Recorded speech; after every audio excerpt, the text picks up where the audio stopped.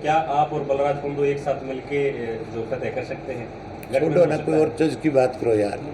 तुम भी ऐसी ऐसी बातें छेड़ते हो बीच में जिनकी कोई आगे नहीं पीछे नहीं, लेना नहीं देना नहीं जिन चीजों। वो भी कह रहे हैं कि हम हरियाणा में हर जगह जो चुनाव लड़ेंगे। तो लड़ो, कोई रोकता है? तू बना ले पार्टी, रोकता है कोई पार्टी बनाते हुए? प्रजातंत्र है, हर आदमी को अधिकार है, कोई भी आदमी चुनाव लड़ सकता है, कोई आदमी पार्टी बना सकता है। अब किसने क्या बना लिया उसका हम थोड़ा ही बताएंगे। वो अपना काम करे, वो अपनी लड़ाई लड़े, वो जाए लोगों के बीच में, कोई रोकेगा थोड़ा ही। हमारी पार्टी के लोग जो है वो अपने काम में लगे हुए हैं। तो हम अपना लोकसभा भी लड़ेंगे और हम अपना विधानसभा लड़ेंगे। ये भी बता दिया साफ शब्दों में आपको कि कोई हमारे दरवाजे पे आएगा तो सोच विचार करेंगे, हम किसी के दरवाजे पे नहीं जाएंगे। क्योंकि पिछली जो विधानसभा के चुनाव में आप लोगों ने बलराज कुंडू का समर्थन किया था, मैं हमसे कोई कैंडिडेट नहीं था। क्या पता मुझे अब की बार भी कर दूँ, ये बड़ी बात है। ये तो मैंने देखना, ये आपने नहीं देखना। ये हमारी पार्टी का फैसला होगा कि हमने किसको सपोर्ट करनी है, किसको नहीं करनी है। ये कोई आप थोड़े निर्णय करोगे इन बातों का। हमने पिछली बारी किसकी मदद करी, पीछे तो ये भी हमारे साथ थे, दुष्यंत भी मैंने बनाए थे एमपी पीछे। तो इसका क्या मतलब है?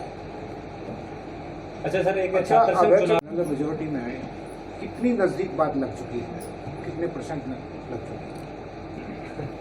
आप कैथल रैली में नहीं आए थे क्या? वो तो मैंने बता दिया। बस बता दिया, फिर पूछने की जरूरत नहीं है। राज बढ़ाऊंगा, कोई रोड़ा नहीं। तो इस राज बनाने के लिए संगठन की कैसी तैयारी चल रही है, किस तरीके से आप लोगों का संगठन तैयार हो? अब संगठन श्राद्ध चल रहे हैं, हम श्राद्धों में कोई भी ऐसा काम नहीं करते जिसकी वजह से कोई ब्राह्मण भी उंगली उठा दे भी तो श्राद्ध में ऐसा काम कर रहे। ये काम बीजेपी वाले करा करे, कांग्रेस वाले करा करे। हम तो श्राद्ध के बाद अपना संगठन खड़ा करेंगे। आज इन साथियों से इसी सिलसिले में मिलने आया हूँ कि भाई जो संगठन में काम करना चाहता है मुझे अपने नाम दे, मैं फिर उनको एडजस्ट करूँगा, उनकी जिम्मेवारी लगाऊंगा। हमारी पार्टी में प्रजातंत्र, हम किसी को किसी पे थोपते नहीं। इसीलिए मैंने आज इन सबको मैसेज किया भी सारे साथी मिलना, और मैं इनसे पूछ के जाऊँगा, बताओ भाई जो काम करना चाहता है वो मुझे नाम दे दो। क्योंकि काम सब ने किया तभी रैली इतनी बड़ी हुई, अदरवाइज तो रैली बड़ी हो ही नहीं सकती। लोगों ने बहुत रोकने की भी कोशिश करी।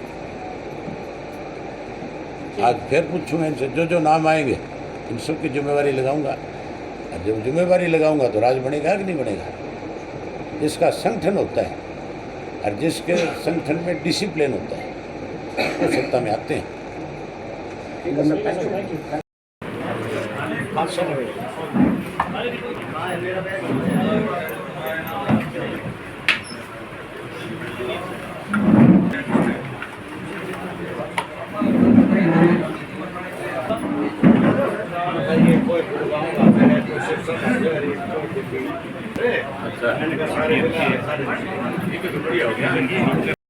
भगवंत मान के मना करने से कुछ नहीं होगा। सुप्रीम कोर्ट का फैसला है, उसको लागू कराना हरियाणा सरकार की जिम्मेवारी है।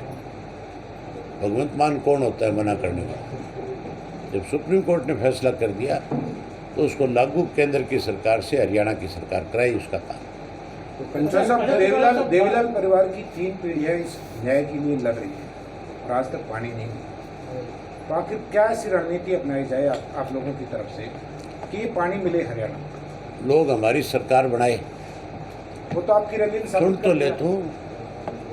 लोग जब हमारी सरकार बनाएगी, हम केंद्र के गेटवे में अंगूठा दे देंगे, पंजाब के भी दे देंगे। पानी लेना आता है, ये पानी हम ही लेंगे हरियाणा के लिए। जैसे हमारा राज बनेगा, हम पंजाब से दिल्ली को जाने वाले सारे रास्ते बंद कर देंगे।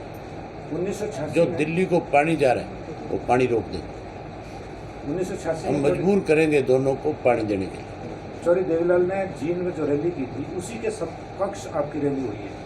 तो ये चर्चाएं हैं कि आपको गठबंधन की क्या आवश्यकता है? किसने कहा गठबंधन? जिस तरह से एलाइंस के लिए आप किसने कहा है? इंडिया गठबंधन ये तो तुम्हारे सारा दिन एक सोच बनी हुई है। तुम अपनी खबर बनाने के लिए ले दे कर गठबंधन करते हो। हमने कहाँ कहा गठबंधन? हमने एक ही बात कही है, किसी को जरूरत होगी तो हमारे दरवाजे पे आएगा। इंडिया हम गठबंधन नहीं जाएंगे किसी के दरवाजे पे। इंडिया गठबंधन के लिए कोई प्रयास नहीं हुआ सर INLD की तरफ से? कब किया बता? हमने हमेशा एक बात कही है कि हम चौधरी देवीलाल का सम्मान दिवस मना रहे हैं। हम जिन नेताओं को निमंत्रण देंगे आएगा, हम उसका सम्मान करेंगे, इज्जत करेंगे। किसी के पास नहीं समय होगा, नहीं आएगा। मैंने तो उस प्रेस कॉन्फ्रेंस में भी चंडीगढ़ की में, जिसके अंदर गठबंधन के नेताओं ने ये बयान दिए थे कि इंडियन नेशनल लोकदल पार्टी के बिना इंडिया नहीं है, उसमें भी मैंने ये कही थी कि ये केवल चौधरी देवीलाल का सम्मान दिवस है। हमने लोगों को निमंत्रण दिया है, कोई आएगा हम उसका स्वागत करेंगे, वेलकम करेंगे। कोई नहीं आएगा, किसी को अपना काम होगा तो वो ना आए, उससे कोई फर्क पड़ने वाला नहीं। दिल्ली में तो ये चर्चाएं हुई, हरियाणा के लोग आज पूर्ण रूप से इंडियन नेशनल लोकदल पार्टी के साथ है, इसीलिए तो लाखों लोग वहीं इकट्ठे हुए थे। तो दिल्ली में तो इस तरह की चर्चाएं हुई कि भूपेंद्र सिंह हुड्डा अड़ गए, इसलिए अभय सिंह को इंडिया गठबंधन में नहीं लिया गया। तेरो किसने बता दी बात? ये तो राजनीतिक चर्चाएं, नहीं, राजनीतिक चर्चाएं कोई करने वाले का नाम बताओ, नहीं कहा देगा। सारी मीडिया में ये खबरें थी, एक में भी नहीं है। ये सिर्फ खबर तुम्हारे रोहतक वालों के पास की, तो मेरा कोई जिक्र नहीं। सर पंजाब कैबिनेट की बैठक को नहीं दिया जाएगा, इसी में मेरा सवाल है। वहाँ पर आम आदमी पार्टी की सरकार है और यहाँ भी आप जो है सरकार बनाने के लिए लोगों के पास जा रही, तो फिर किस तरह से होगा ये? मैंने बता तो दिया भी, हमारा राज बनाओ, तुम भी इसमें हमारी मदद करो, फिर देखो पानी कैसे नहीं आता। पानी कोई हम भीख थोड़ी मांग रहे हैं, हमारा अधिकार है और हम अपने हकों के लिए हमेशा लड़े हैं और हमने लड़ करके अपने हक हासिल किए हैं। हम फिर पानी लेके आएंगे। अच्छा, भाजपा के नेता इसमें केजरीवाल की दोहरी नीति बता रहे हैं कि केजरीवाल की दोहरी नीति है। भाजपा की भी दोहरी नीति है। मुख्यमंत्री से पूछो कि अब तक उसने क्या एफर्ट्स किया। स्वयं कोर्ट ने, ये कोर्ट के ऑर्डर है, मुख्यमंत्री के क्या एफर्ट्स है वो बताए, उसने क्या प्रयास किया।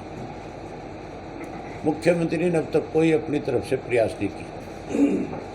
16 में फैसला हमारे हक में आया, 7 साल निकल गए, 23 आ गया और 23 जाने वाला है। इस 7 साल में उसने क्या किया वो ये बताए, इस पे वो अपना श्वेत पत्र जारी करे, वो बारी बारी बताए। मुख्यमंत्री ने तो हमारे सामने यहाँ तक भी हाउस में झूठ बोला था कि मैंने प्रधानमंत्री को चिट्ठी लिखी। हमने कहा वो चिट्ठी दिखा दें, आज तक चिट्ठी नहीं दिखा पाया। भाजपा की दोहरी नीति है। भाजपा नहीं चाहती हरियाणा के किसान को पानी मिले। ये किसान विरोधी सरकार है, ये पार्टी है।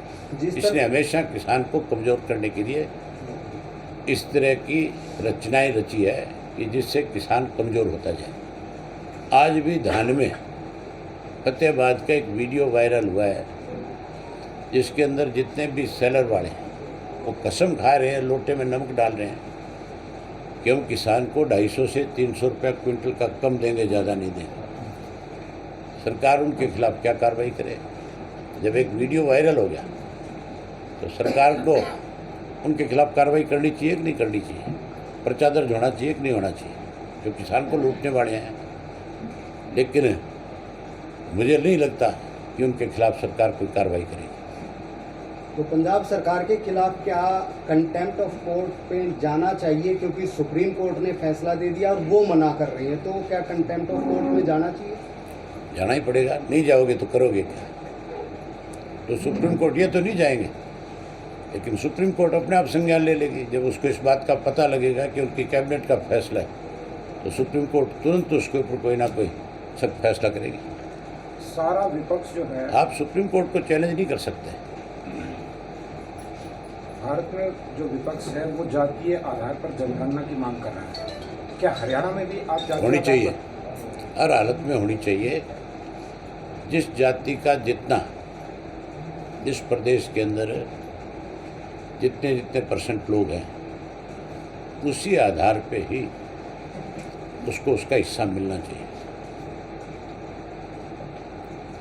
ये थोड़ा ही है कि मुट्ठी भर लोग जो है हरियाणा प्रदेश को खा जाएंगे, देश को खा जाएंगे। इसीलिए जातीय जनगणना की मांग उठी है।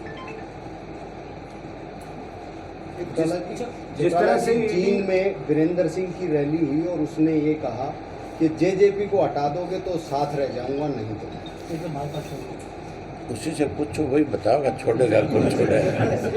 ये काम उसका ही, मेरा थोड़ा ही है, मेरी पार्टी की थोड़ी है। तुम मेरी पार्टी से जुड़ी कोई बात करो तो अच्छी बात फिर भी है, आप- प्रदेश से कोई बात करो तो अच्छी आप बात है। पुराने राजनीतिक आप हैं, भी आपने- राजनीतिक हैं, राजनीतिक माहौल ही है सारा, और राजनीति के आदमी इस तरह की बयानबाजी कर रहे हैं तो आपका भी तो क्या बनता है जेजेपी सर के ये। ऐसे हालात हो गए हैं कि जो है पार्टी छोड़ने पर मजबूर है? आप बताओ, है कि नहीं ऐसे हालात?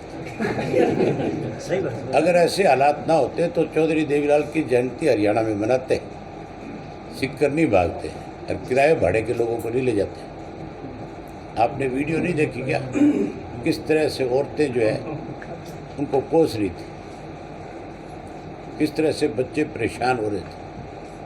लोगों को ये कह करके ले गए थे भी खाटू श्याम के दर्शन कराएंगे और सालासर ले जाएंगे।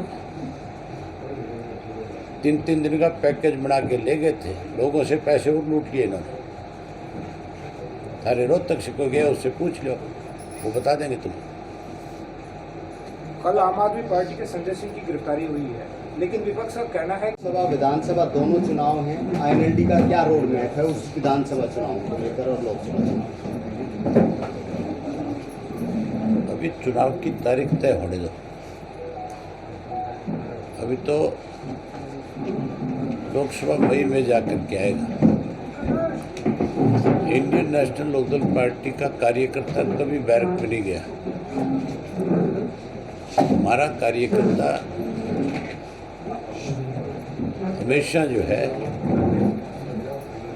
जो जिम्मेवारी उसको दी उसको उसने निभाने का काम किया। मैं सबसे पहले तो आपके माध्यम से रोहतक के कार्यकर्ताओं को इस बात की बधाई देता हूं कि कैथल की जो हमारी रैली थी,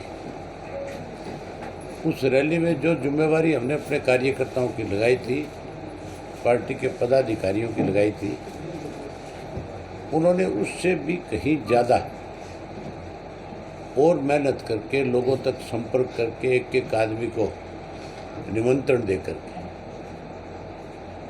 और उस रैली को जिस तरह से सम्मान दिया, उसको पूरे देश में आज एक चर्चा का विषय बना दिया कि आने वाले समय में इंडियन नेशनल लोकदल पार्टी जहां लोकसभा के अंदर अपनी ताकत के साथ आगे बढ़ेगी, 2024 का विधानसभा का चुनाव इंडियन नेशनल लोकदल पार्टी प्रदेश में प्रचंड बहुमत के साथ जीतने का काम करेगी।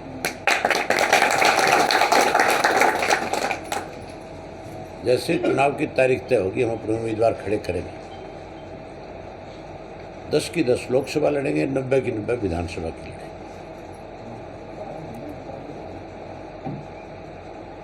आज तो जो इशू है वो SYL है। 2016 में SYL का निर्णय तो हमारे पक्ष में आ गया था 2002 में, जब चौटाला साहब चीफ मिनिस्टर थे। उन्होंने सुप्रीम कोर्ट के अंदर उसकी पैरवी करी, डे टू डे हियरिंग करा करके फैसला सुप्रीम कोर्ट से हमारे पक्ष में आया। लेकिन उस वक्त की जो कांग्रेस की सरकार थी, उस कांग्रेस की सरकार ने उसमें अड़चन डालने के लिए अपनी विधानसभा के अंदर एक रेजुलेशन लिया और ये कह करके उन्होंने उसमें अड़चन पैदा करी कि भाई हम जितने भी वाटर ट्रीटी एग्रीमेंट्स हैं वो सारे के सारे रद्द करते हैं। उसकी वजह से मामला सुप्रीम कोर्ट में दोबारा गया और फिर उसमें समय लगा। उसके बाद कांग्रेस की सरकार भी आ गई, बीजेपी की भी आ गई, इन्होंने कोई एफर्ट्स नहीं किए। 2016 में नवंबर में फिर हमारे हक में फैसला आया सुप्रीम कोर्ट से, और बड़ा स्पष्ट फैसला था, साफ फैसला था कि केंद्र की सरकार नहर का निर्माण करे, हरियाणा को उसके हिस्से का पानी दे। मुख्यमंत्री आज जो कहता है कि हरियाणा के हक में फैसला हमने सुप्रीम कोर्ट में लड़ाई लड़के करवा लिया, उससे ये तो पूछो कि तू प्रधानमंत्री से एक दिन मिला इस मामले में, जब 2016 में हमारे हक में फैसला आया 2016 से लेकर के अब तक क्या एफर्ट्स करे, उसका श्वेत पत्र मुख्यमंत्री को जारी करना चाहिए, बताना चाहिए कि हमने ये लड़ाई लड़ी, तब जा करके पानी हमें मिलेगा। आज भी सुप्रीम कोर्ट ने अपनी तरफ से ही ये फैसला किया है कि केंद्र की सरकार जो है नहर का निर्माण करा करके दे, और मुझे नहीं लगता कि केंद्र की सरकार जो है हरियाणा को उसके हिस्से का पानी देगी। अब फिर इसको लटकाएगी, फिर कोई ना कोई मौका पंजाब को देगी, जिसकी वजह से फिर हमें इसके लिए लड़ाई लड़नी पड़ेगी। सुप्रीम कोर्ट का हम इस बात के लिए आभार व्यक्त करते हैं कि उन्होंने हमेशा हरियाणा के ख्याल को ध्यान में रखा और जो हमारा राइट था उसके पक्ष में निर्णय दिए। लेकिन सरकार ने हमेशा राजनीति की, पहले कांग्रेस ने करी, कांग्रेस के बाद बीजेपी ने, उसी का नतीजा है कि आज तक हमें पानी नहीं मिल रहा। सबसे ज़्यादा SYL के पानी के लिए एफर्ट्स अगर किसी करा, चौधरी देवीलाल करा, उसके बाद चौटाला साहब करा, और फिर जब 2016 में निर्णय आया तो इंडियन नेशनल लोकदल पार्टी ने पूरे प्रदेश भर के अंदर एक बड़ा आंदोलन चलाया और हरियाणा के लाखों लोगों ने पानी मिले उसको, इसके लिए गिरफ्तारियां दी। हमने दिल्ली में जाकर के भी प्रधानमंत्री को आगाह किया इस बात के लिए, यहाँ तक भी कि दिल्ली में प्रधानमंत्री के दफ्तर तक पहुँच करके भी हमने मेमोरेंडम दिए कि हमें हमारा अधिकार दिया जाए, हमें अपना पानी दिया जाए। लेकिन आज भी कहीं ना कहीं इसको राजनीतिक भेंट चढ़ाएंगे।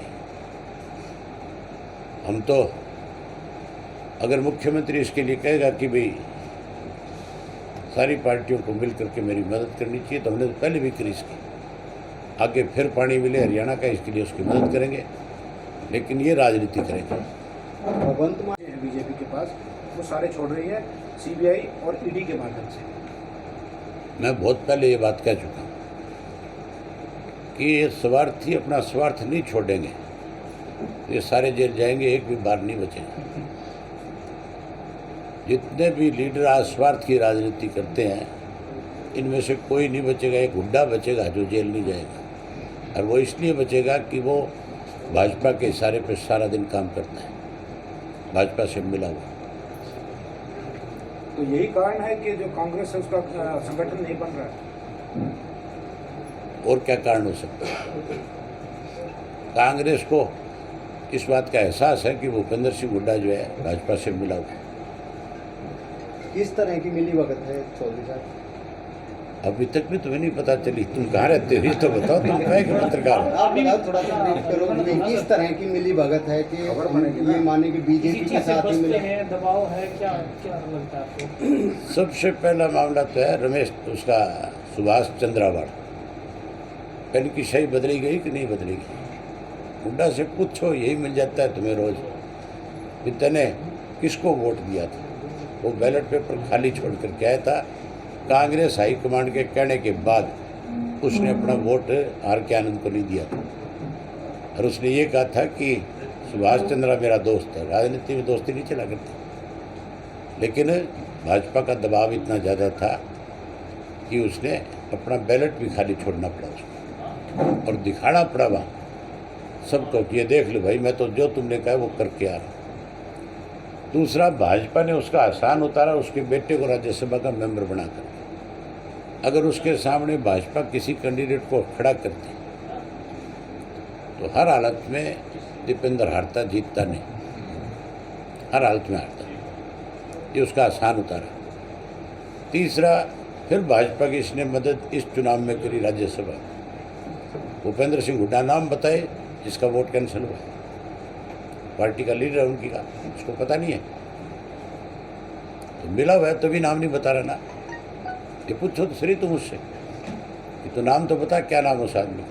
नूह के अंदर जो हिस्सा हुई, और नूह के अंदर मुख्यमंत्री ने जब ये कहा कि ये बहुत बड़ा षड्यंत्र है, तो विपक्ष के नेता के नाते हुड्डा की जिम्मेवारी बनती थी कि चीफ मिनिस्टर से फ्लोर ऑफ द हाउस ये पूछता कि उस षड्यंत्र के पीछे कौन है बता। ये चुप क्यों हो गया? उस पर क्यों नहीं बोला? ये अपने जो इसके 3 मेंबर थे उन तीनों मेंबरों को इसने बोलने से क्यों रोका? इससे पूछो सरी। तो फिर 2024 में बीजेपी की मदद करेंगे? ये बीजेपी की मदद करेगा हर हालत में। ये तो अपने आप को मुकदमों से बचाना चाहता है।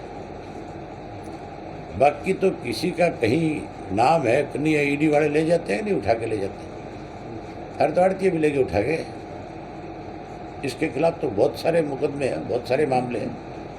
आज तक क्यों नहीं पकड़ा इसको? पकड़ना चाहिए था कि नहीं पकड़ना चाहिए था? अगर सीबीआई ने केस दर्ज कर रखे हैं तो ईडी लेगी क्यों नहीं? अनिल विज तो कहें जी कि जेल जाने की तैयारी करे भूपेंद्र हुड्डा। दोनों हैं जमा चाचे भाई हैं, कोई अलग अलग नहीं है। कहने की बातें अलग है, वैसे एक है। अभय सिंह जी, आपने बलराज कुंडू ने